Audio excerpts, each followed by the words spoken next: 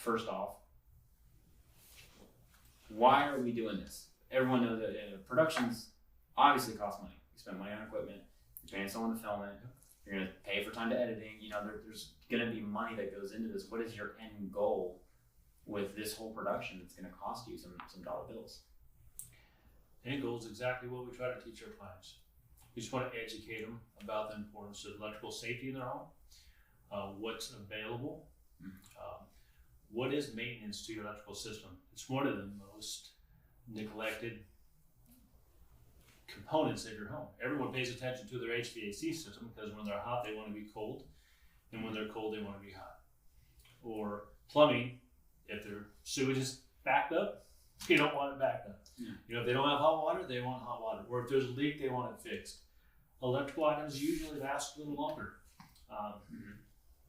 They're not as prone to failure, so we don't think about it until they break.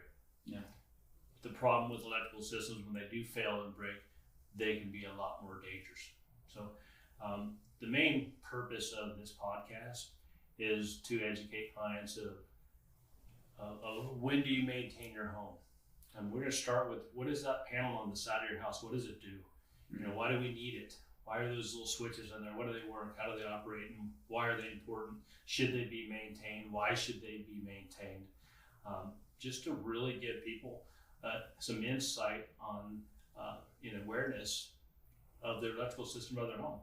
Because in reality, everything that they normally pay attention to doesn't function without electricity. A lot of water heaters, you don't have hot water if you don't have electricity, if you have electric water heater. Your HVAC system and your heater doesn't work if you don't have adequate electricity. So all of these components require electricity. And in our industry, at Gubruds Electrical, we see the problems after it's been neglected, and then the repairs are expensive. There's potential to be, some danger and hazard. So that's the main purpose of this podcast, is to just educate people to think about the maintenance of the electrical system a little bit more. Yeah, we're also going to add some content for home comfort. Ways that you can save money to make your home more efficient. Ways you can protect your investments, your high dollar electronics and appliances. We're going to go over home safety. We're going to go over smoke detectors in some detail, carbon monoxide detectors, how they work, when should they be serviced, how long they really last. We're going to go over GFCI protection. We're going to explain it to people so in layman's terms so people understand what it does and why it's important. We're going to go over arc fault protection, grounding of your home. We're going to go over comfort items like whole house fan, clean air quality, generator backup options. What's right fit for you and your home and your family? What's out there? Batteries. Is a battery backup system a better fit for you than a generator? A manual generator versus an automatic standby generator. So those are pretty much the main components we're going to cover. We're going to bring on some guests, some specialists in their field. Outside of the electrical field, we'll bring on some HVAC people and maybe have some conversation on what they think would contribute to educating the customer on maybe the HVAC or plumbing side of their world and their home. What are generators for people who might not know what a generator is? What are the options people have?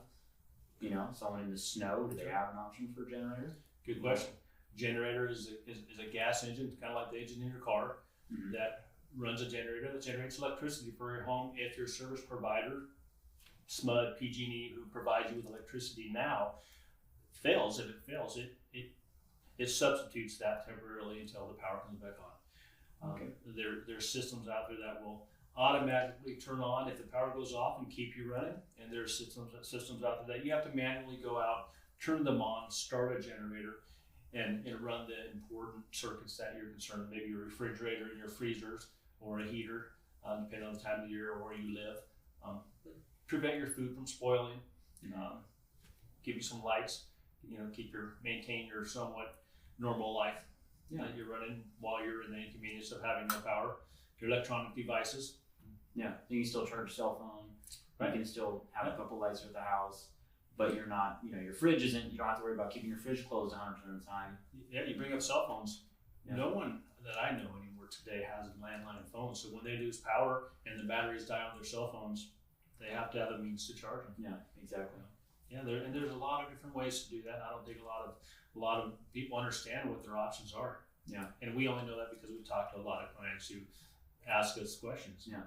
And so why don't we start this podcast and just start educating people? Yeah. I'm excited to start getting questions coming across that we can start going through and answering for people and seeing what their concerns are. So until we get rolling, I think it's going to be kind of shooting from the hip and using the knowledge that we get on a daily basis from our current clients. Yeah. But when we start getting people, sign in and, hey, what about this? What about that? What are my options here or there?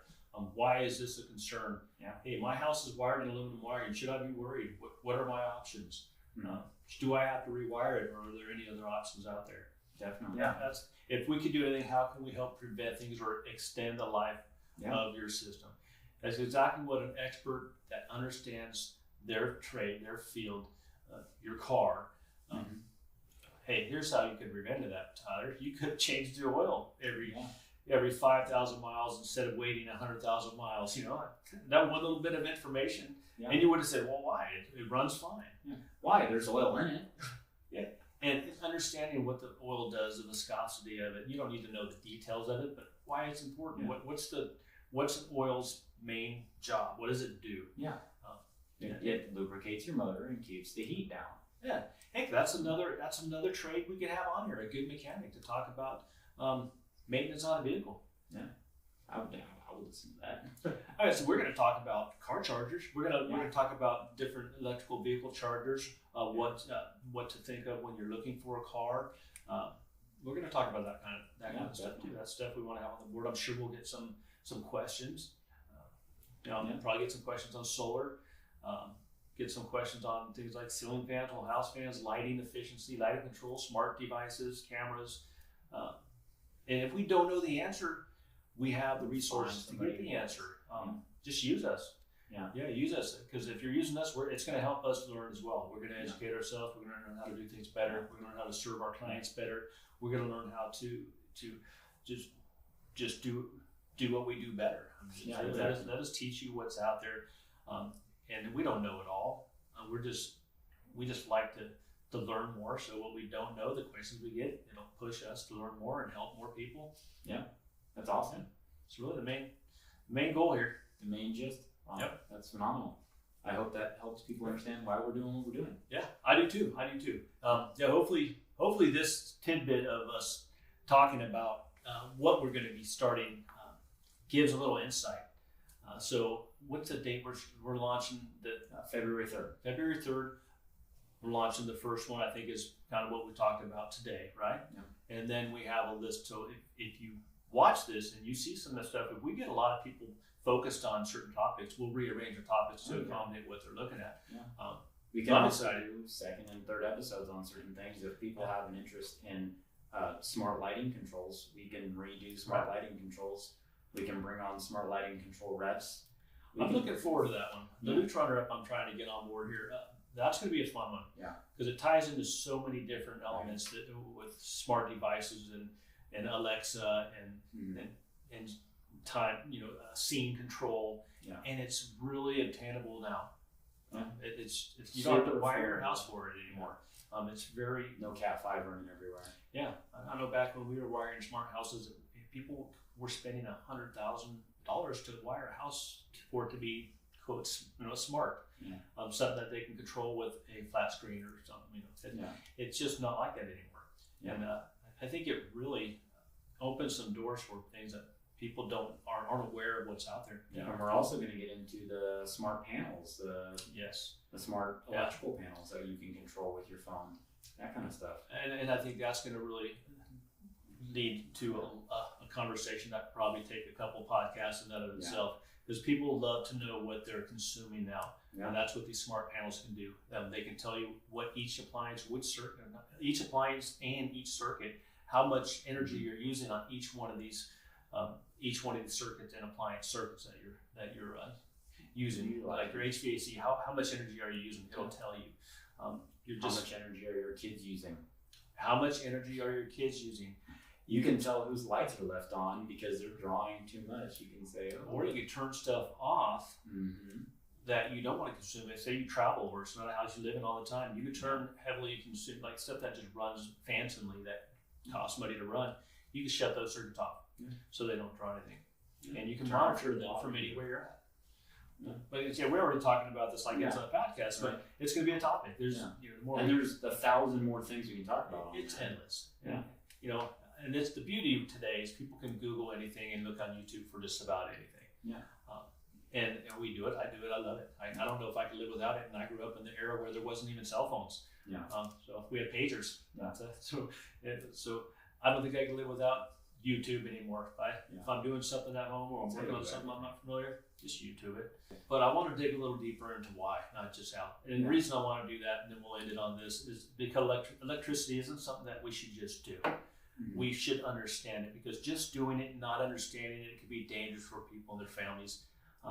And this comes from a soft spot. You know, I raised 3 daughters, and I've done a lot of diagnostics and service work in people's homes where I've been in bedrooms where babies were sleeping and plugs were smoldering.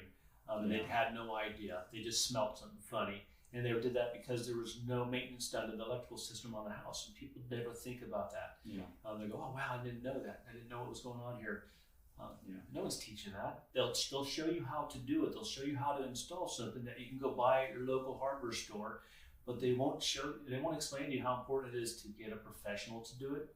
Or if you're doing it, how do you do it right? Or they'll tell you to do it, but they don't go over the details of, if you don't do it this way, this could happen. And that's what we see in our industry, being the specialists in electrical. We see that day in and day out, and it's people just don't know. And you know, they can make their own decisions if they don't really want to care about it. And I think there's people out there, they just like to risk it. There's things I know I should maintain, and I just risk it, and I know it could fail because I just don't have time.